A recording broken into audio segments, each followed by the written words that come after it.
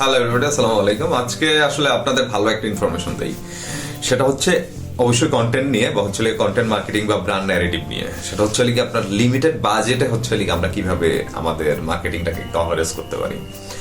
এখানে আমরা দেখা যায় কনসিস্টেন্ট মার্কেটিং এর জন্য কন্টেন্টের আসলে কোনো বিকল্প নাই। আপনি মিডিয়া বাইং বা যা কিছুই বলেন, it's depend on the content, যে আপনার ন্যারেটিভ কি বিল্ড করতেছেন, আপনার ইনফরমেশন কি শেয়ার করতেছেন এবং কত ইউনিক এবং ইউজফুল ওয়েতে শেয়ার করতেছেন তার উপর ডিপেন্ড করে। এখন লিমিটেড বাজেট দিয়ে কিভাবে করবেন, অনেকভাবে করা যায়। তার মধ্যে অনেক দ্য বিগেস্ট হচ্ছে কি আপনার ফার্স্ট হচ্ছে কি আপনার ব্র্যান্ড অরিজিন স্টোরিটা বিল্ড করা।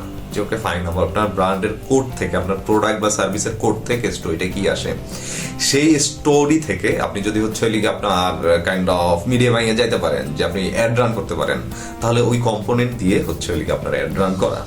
আর যদি সেটা না হয়, কখনো কখনো হচ্ছে আপনি একেবারেই অর্গানিক যেতে যাচ্ছেন, তাহলে হচ্ছে আপনার কনসিস্টেন্ট হচ্ছে ভিডিও কমিউনিকেশনে যাওয়া, ভিডিও ক্রিয়েট করা হচ্ছে কি আপনার অরিজিন স্টোরি ফোকাস, আপনার আরো কন্টেন্ট মার্কেটিং এ ফোকাস করা। কন্টেন্ট মার্কেটিং কোনটা হচ্ছে সবচেয়ে উৎকৃষ্ট আমি বলবো, আমার ধারণা মতে দিস ইজ ইউসিপি হচ্ছে লিখে আনস্টপেবল কন্টেন্ট প্রোটোকল, যার মাধ্যমে আপনি খুব শর্টেস্ট একটা সময়ে আপনি আপনার হচ্ছে লিমিটেড একটা বাজেটে আপনার মার্কেটিং ক্যাম্পেইন হচ্ছে রান করতে পারবেন।